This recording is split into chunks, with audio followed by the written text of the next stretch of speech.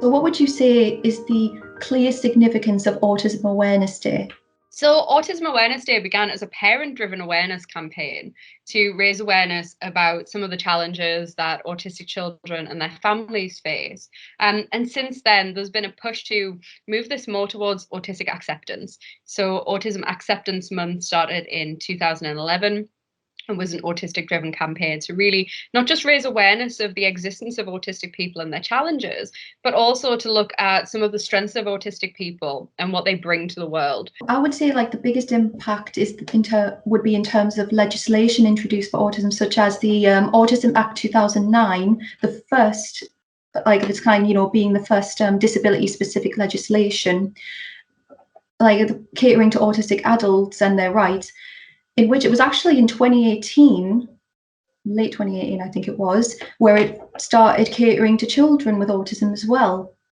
And obviously, part of the legislation is, the nothing about us without us. So that's definitely creating a big sense of autonomy, isn't it? Including autistic individuals like in their care and in terms of how things should be for them. So, Amy, in your professional opinion, what would you say distinguishes autistic people from non-autistic people? So, autistic people differ to non autistic people in a range of different ways. And these include things like their sensory experiences. So, some autistic people are hypersensitive to sensory information, which means that they might be more sensitive to things like noise or light.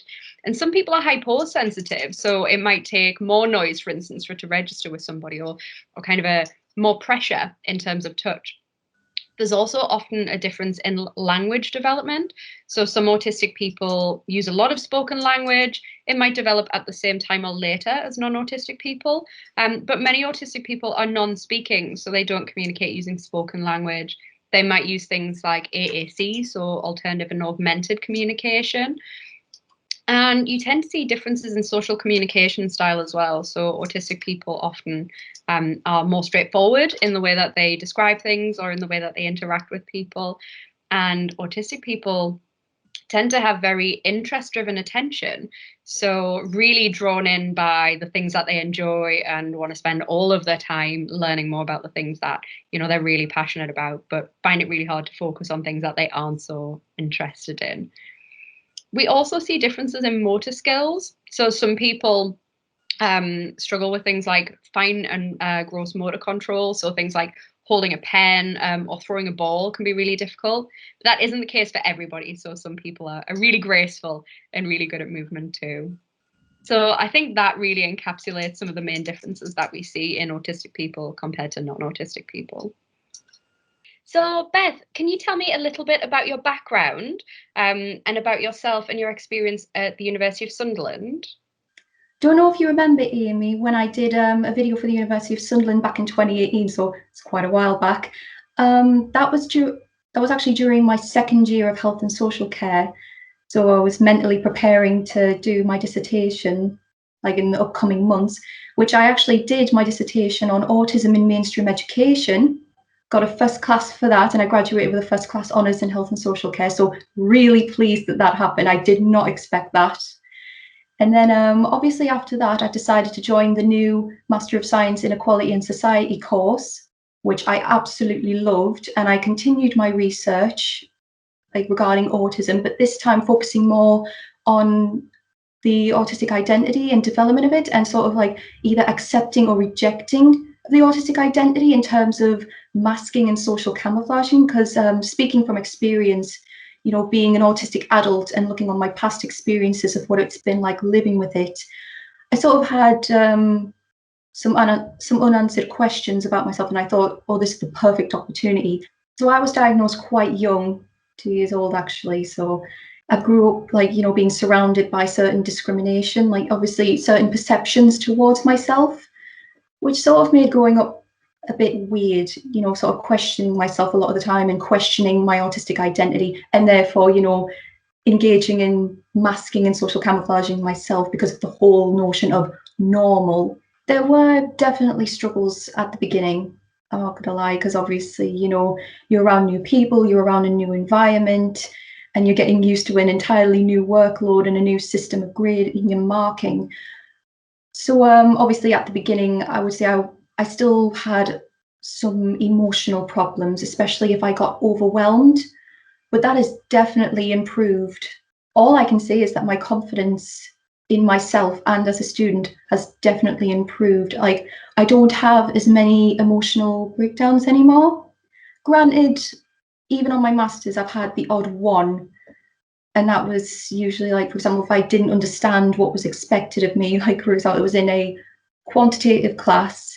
Most people had already gone home, whereas I decided to stay behind and get some work done, and I just broke down. But I got over it, and it's a learning streak.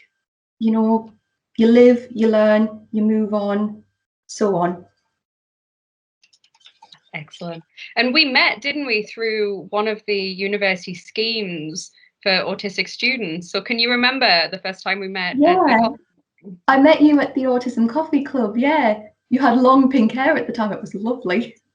So you've told us a little bit about the research you've been doing, but I'd be really interested to hear more. So how have you been using the experiences and your insider knowledge of being autistic?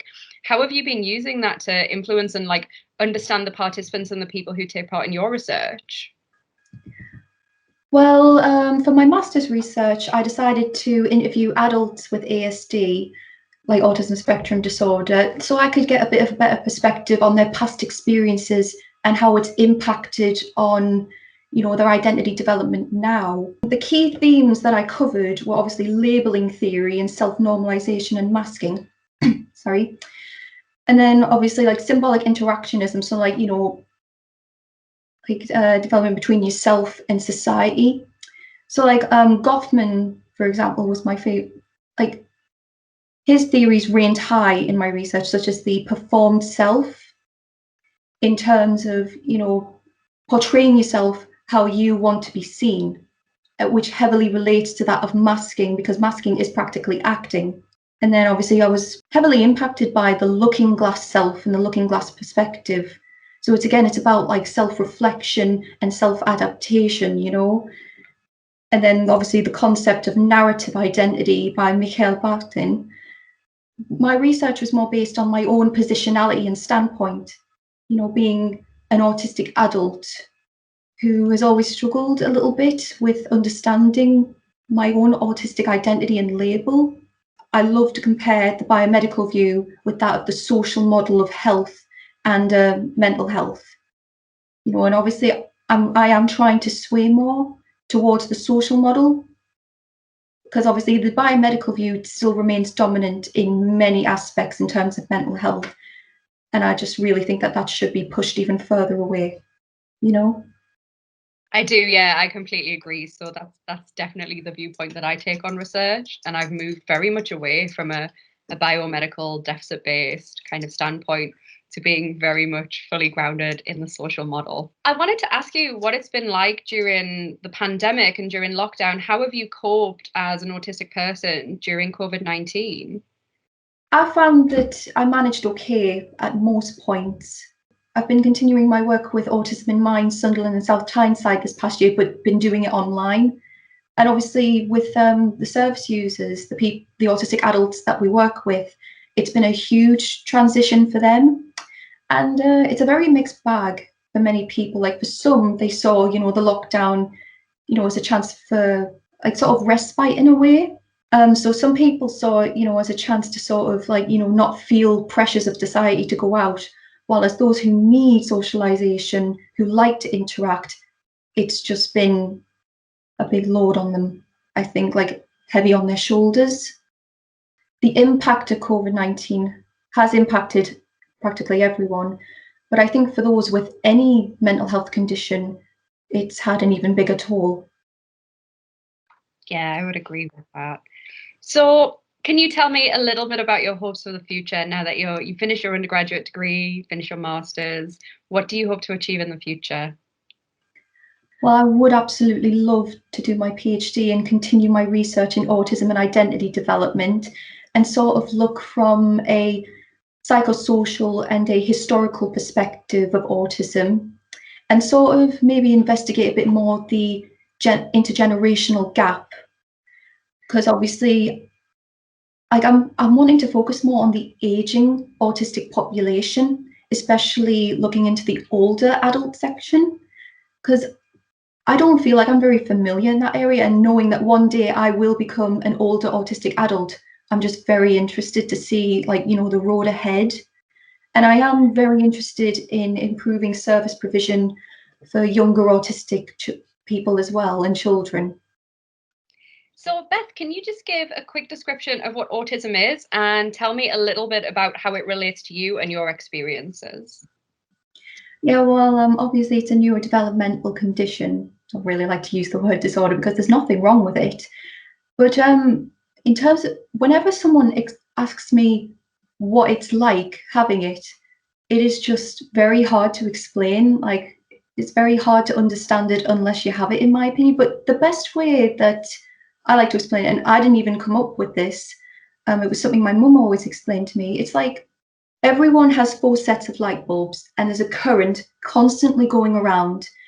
And sometimes one of the little light bulbs is switched off, and so it goes in a triangle instead of a rectangle. So you still get to where you need to be. It's just that sometimes it can take you a little bit longer. And personally, the way I like to experience it's like in a situation, you are there, but you're not at the same time. Like, you're in control, but at the same time, you're not. Like, there's two sides of you sort of split. It's very, I know that doesn't really make sense, but that is the only way that I can explain it. But no, I agree with you that I prefer not to use the words disorder I tend not to use the word condition. So my standard answer tends to be autism is a form of neurodiversity characterized by differences to the non-autistic population in a range of domains, including social communication style, executive function, movement and motor skills, and sensory perception. And that gets me away from having to use medicalized language. Yeah, you've definitely explained it better than me. So I just, I mostly explain it just as part of my personality, rather. I guess, what are your sensory differences, Beth? So what are the big things that impact on your sensory experience? Do you have anything? There isn't really a lot that bothers me anymore. Like before, it would always be loud noises, bright lights, and I would always go, have a meltdown.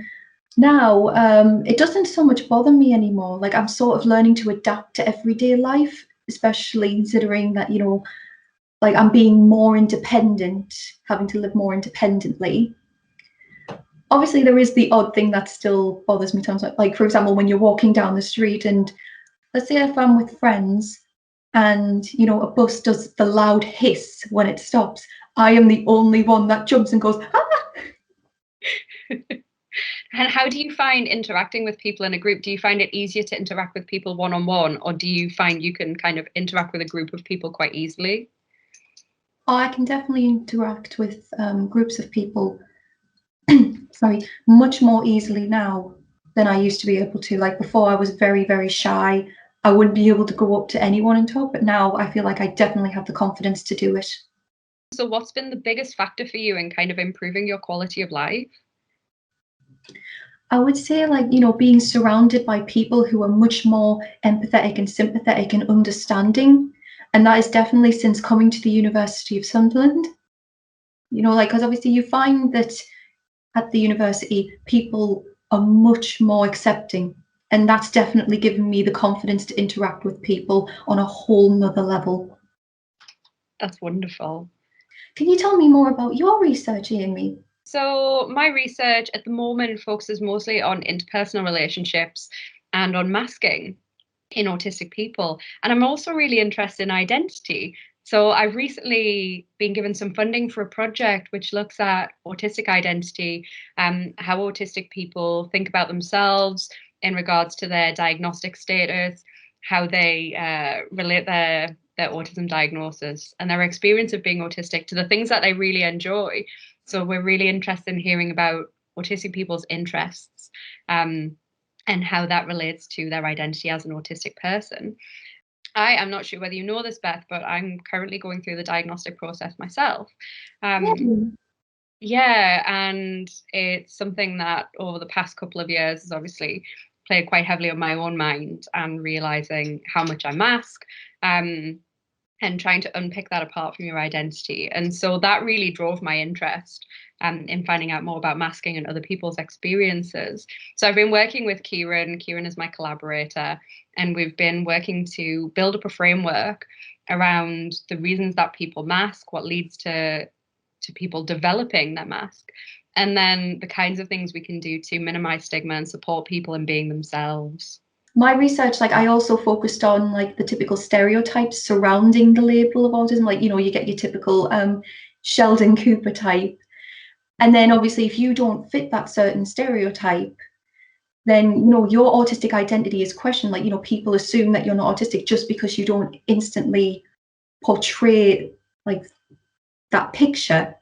What inspired you to do your research on autism? I was inspired by my younger brother. So my younger brother's autistic. He was diagnosed at 8 years old, so he still had quite a long wait. That at the time was late diagnosis, was in later childhood, and that's what made me interested. So when I went to university, we were told we could read a paper on anything. We had to go away and find a paper of our choice and present it to the research group.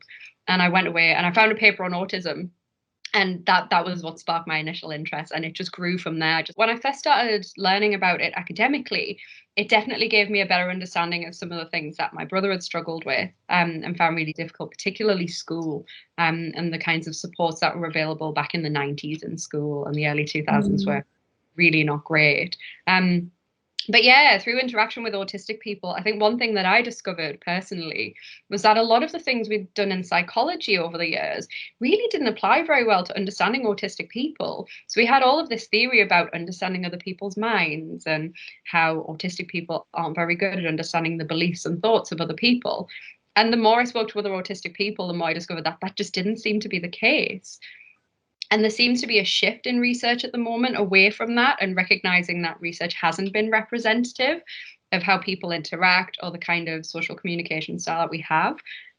But yeah, it definitely changed the view that I had and helped me build upon that academic knowledge that I developed during my degree. What would you say you've learned about yourself through studying autism? I've learned a lot about myself through studying autism and through talking to autistic people. So for years, I would, read accounts of autistic people and talk to autistic people in my research. And I'd be like, wow, we're really similar. Like we seem to have a lot of really similar shared experiences. But I wasn't really able to link that up with my own experience and how I conceptualize myself.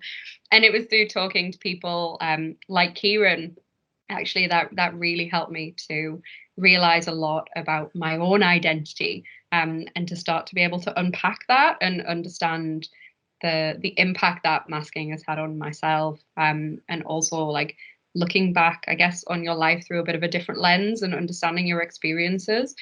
Yeah, like I would say that I never really thought about myself as masking until I actually learned about the phrase. And then when I heard it, I'm just thinking, this makes so much sense about my life, you know? Like, do you feel exactly the same about yourself? I do, yeah, and I'm one of those people where people always say to me like, "Oh, but you're so good with people," and I Yeah. didn't realize that everybody went through this. Not everybody uses the same processes that I do in order to understand other people. So I have my scripts and my rules and the ways in which I know to talk to people. Mm. And yeah, I didn't realize that that wasn't a universal thing, that not everybody does that. Like, I feel incredibly lucky that I was diagnosed quite young and I was able to get support. Obviously, there are some that don't get diagnosed until late life, probably because, they've spent their entire lives trying to fit in, that it just goes amiss and they end up falling through the cracks. And it's the fact, that the fact that majority of something is considered the norm. And that's what my research also entailed, like social norms, social constructionism. So yeah, I would very much like to continue that research because I sort of want to create, and I know that this seems like a long way off, but I want to create a world where that doesn't have an impact as much on young autistic individuals. Autism awareness has definitely improved, especially since I was young, but I still feel like there is definitely much more we can do, especially in terms of, again, service provision and improvement. Yeah, we want acceptance for who we are rather than just awareness that we exist. Yes, exactly. Excellent. Thank you so much for talking to me, Beth. It's been absolutely lovely. Yeah, thank you so much for chatting me today, Amy.